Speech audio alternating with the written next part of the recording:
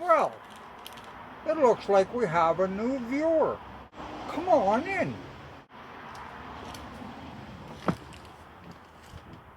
And there's more coming. We're going to have a house full.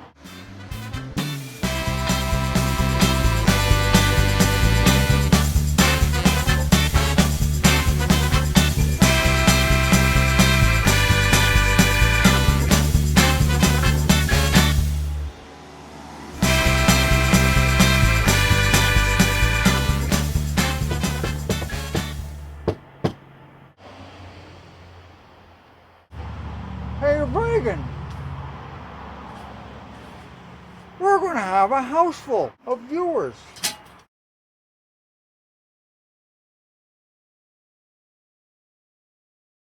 So I'm going to do this garlic, light this baby once again, put it on low.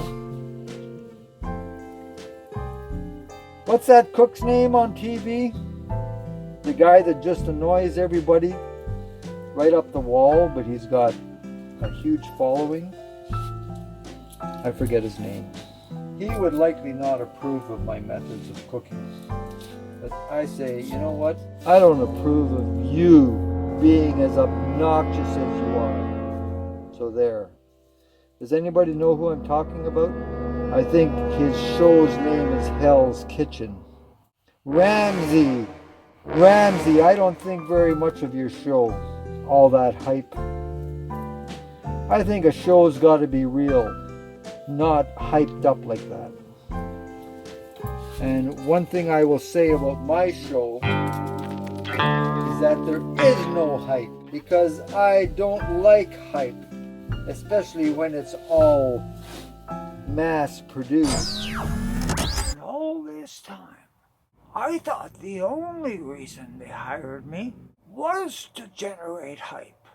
It was either that, or maybe it was only because of my good looks.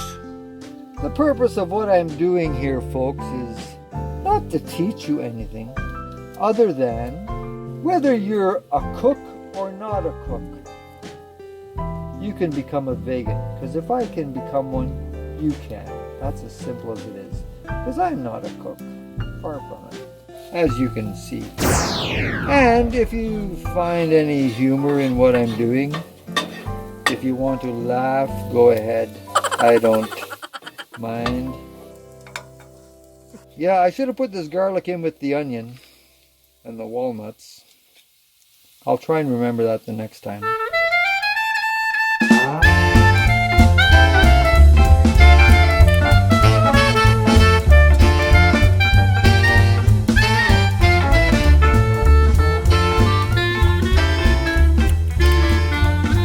And the other objective of my show is to talk to you folks about the needless suffering that animals go through just to give the meat eaters the pleasure of taste. They don't eat beef because it's healthy for them. They eat it because they love the taste. They don't eat chicken because it's healthy for them. They eat it because of the taste. Well, you know what? As far as I'm concerned, beef and chicken does not taste like it used to when I was a kid. It's been a steady decline in taste over the decades. And I believe that the decline in taste is directly attributed to the amount of stress that these animals go through. Now, I can imagine as a result of the world's population probably close to doubling in the last 40 years, that the demand for meat has increased. And so the methods of killing an animal have had to sped up in order to keep up with the demand, and nobody has any time to waste because time is money and they just want to get their animals processed. I can understand that from a business perspective. But when it comes to being needlessly cruel to animals, I say, what the hell? So the garlic is now in my mixture of beans, paprika, chili, walnuts, and soon to be quinoa. Now, I ate some black bean burgers just 3 or 4 days ago that my friend made, and they were delicious. And I said to myself, why would anybody eat beef when they can eat this? If anything, it tasted better than beef. Now, have you ever noticed when you buy hamburger at the grocery store how the inside of the package of hamburger is usually darker on the brownish side compared to what you see through the cellophane?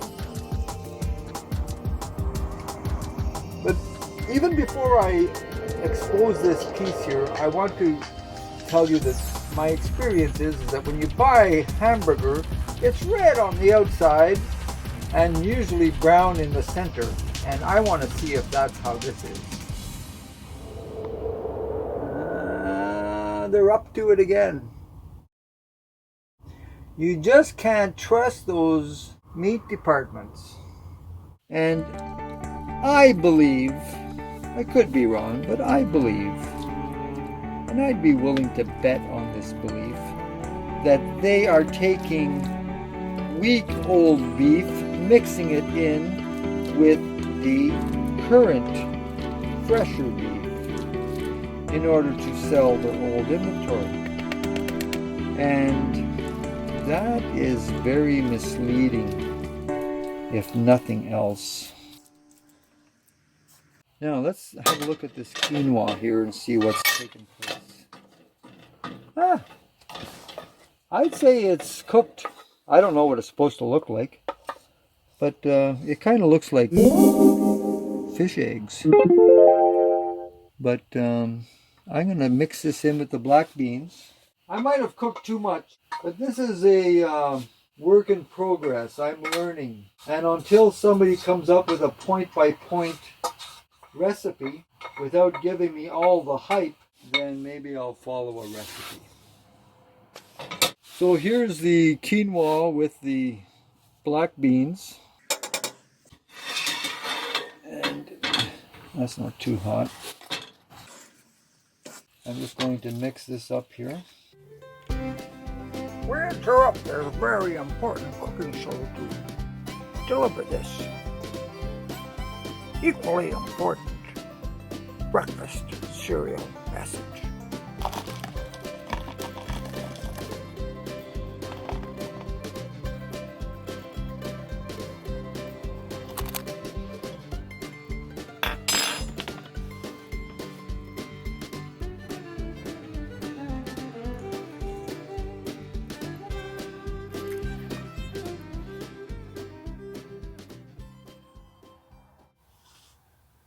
Breakfast of vegan cowboys. Ooh, might be too much quinoa. That was my fear. Doesn't look that great.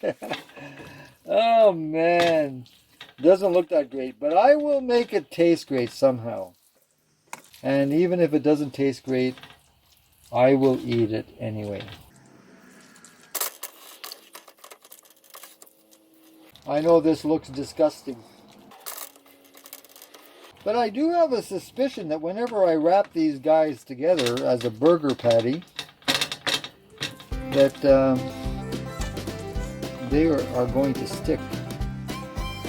Yeah, they're probably going to stick. So here comes the test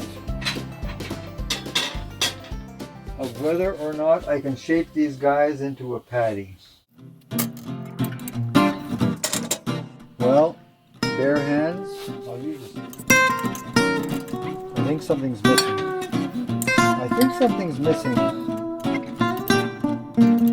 No, No big deal if they don't stick together.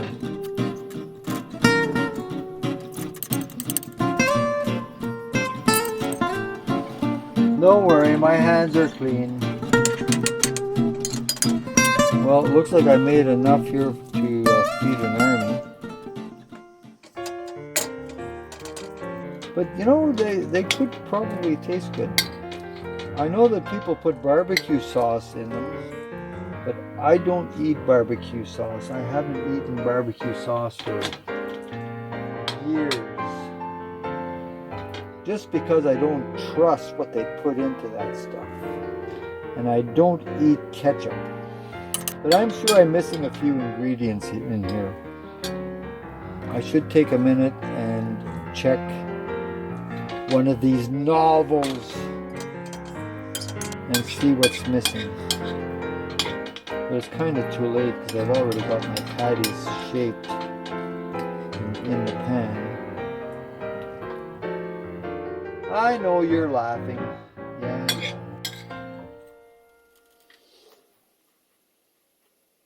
Okay, well that's a good start. Go lay down, Boo-Goo. Well, here goes nothing. Oh, this is something I missed to put in. Soy sauce. I think that adds something to the flavor, if I'm not mistaken. Something called tamari. I'll see you, tamari. Why do they package these things that you can't get into them? That's another annoying thing. They don't call me the old grump for nothing. I am an old grump. In my opinion, there is no need to have a packaging such as this. Like, what does a person do if they've got arthritis? They're never going to get into it. I'm going to put a little drop or two into each one.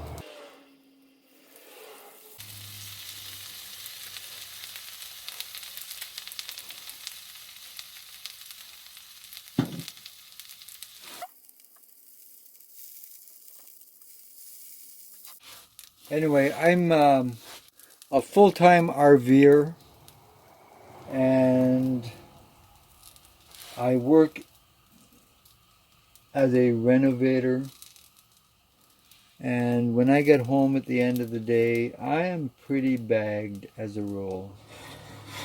Right now I'm doing some exterior painting, and honestly it's really hard work when you're up on a ladder all day. Up and down, up and down. I'm just curious to see what's happening underneath here. Huh? I guess it's cooking. That's what the heat's all about.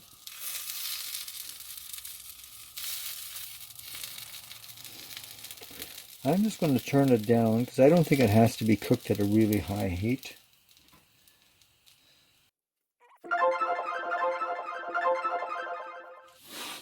Now just quickly, I've got some navy beans over here that are soaking. I just put them in earlier today.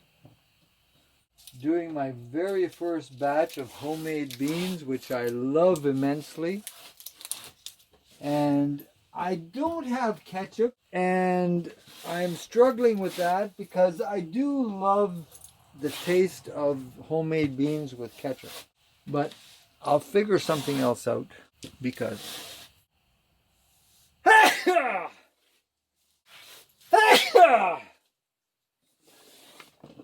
I didn't sneeze in the burger, so don't worry about that.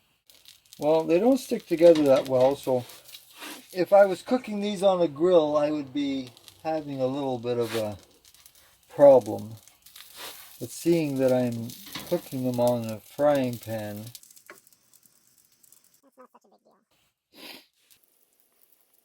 they are sticky, but not enough, I guess. The joys of living in an RV, folks. If you're claustrophobic, don't do it. because I'm not claustrophobic. I've worked in little tiny spots where I was there for the whole day long, and I managed to hold off the feelings of claustrophobia. But if you're claustrophobic, you will not do well in a trailer because the floor space is rather limited. And especially if you have a pet, you know, your pet can typically be underfoot. And my girl sometimes comes underfoot, but she's been pretty good, and she is lying there underneath the table. And once in a while she gets into my feet. For the most part, it's not too bad. But if you have a needy cat or a needy dog that needs to be with you all the time, then don't move into an RV. And if you do, make sure it's big enough for you. This unit, I think, is 20 feet or 24 feet? I can't remember. But, well, let's see what happens here. Oh! Well, that didn't go so well. But you know what's critical here is not so much how well it holds together, in my opinion. It's how well it tastes. And let's see. Look at the color's not bad. What do you think? That one held together.